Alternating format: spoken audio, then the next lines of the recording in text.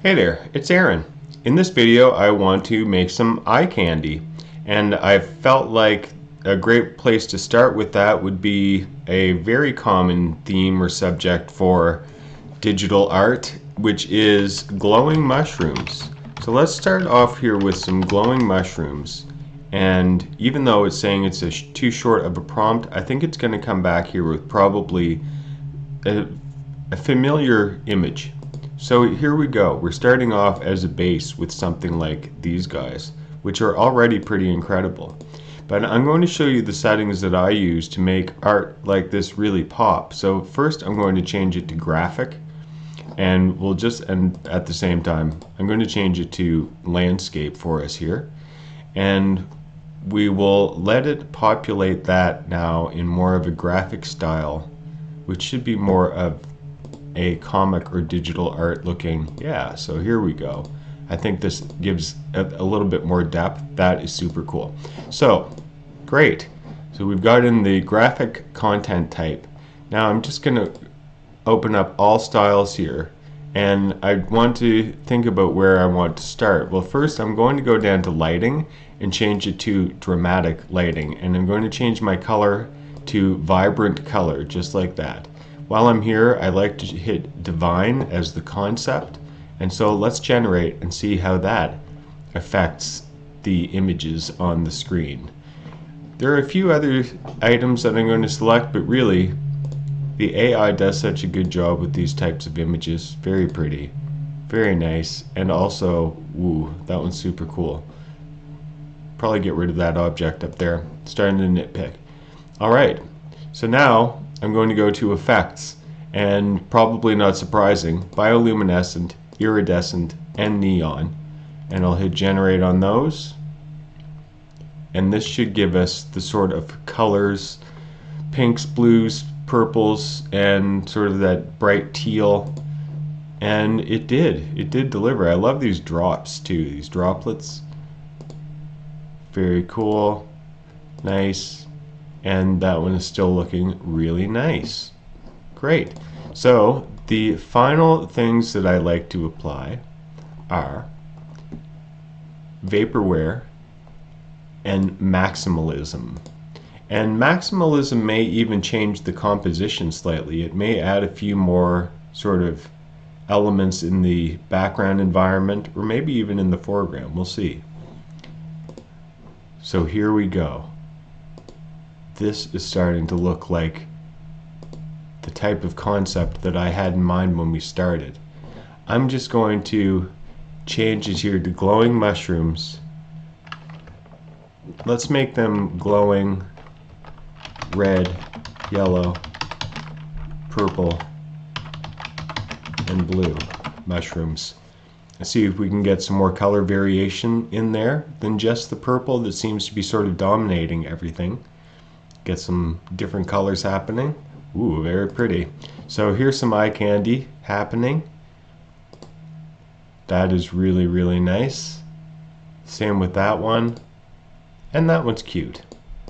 I definitely like that. That's really fun. Glowing red, yellow, purple, and blue mushrooms at night. See if that even gives the background more darkness so that it pops a little bit more.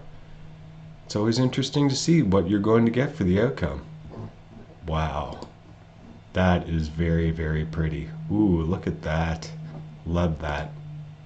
Also very pretty, very cool. There's so much depth to these. Very three-dimensional. Very nice. That's my favorite so far, I would say. What else can we add here? Glowing red, yellow, purple, and blue mushrooms at night with blue fireflies. Let's check this out. Get another little element in there besides the abundance of mushrooms. The flushes and flushes of mushrooms. Okay, what have we got? We got some little blue butterflies. Cute. Still love the composition though. That's nice. Very nice. It almost looks like it added a snowflake. Pretty. Sort of sparkly looking now. And pretty cool. So what else can we add? Maybe we'll do one more set. glowing red, yellow, purple, and blue mushrooms at night with blue fireflies. And what else would be great?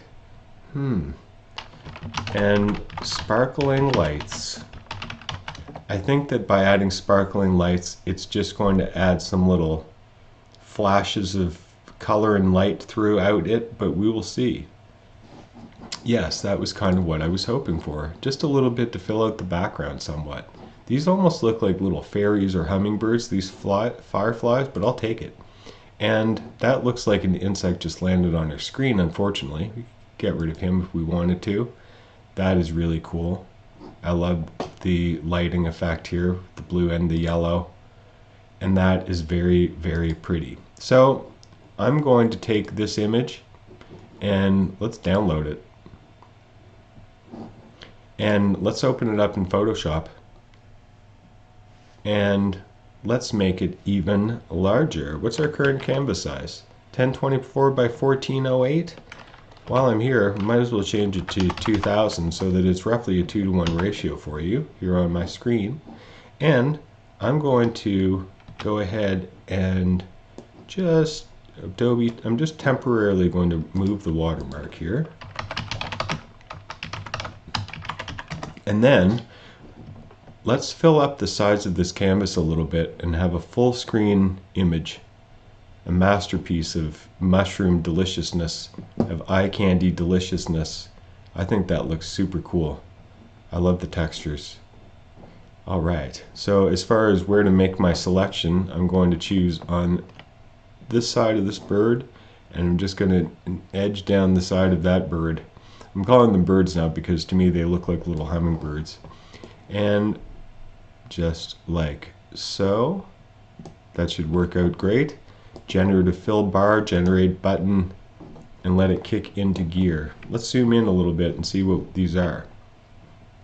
Just with, I don't know, they look to me more like little hummingbirds that are flapping their wings a million miles an hour.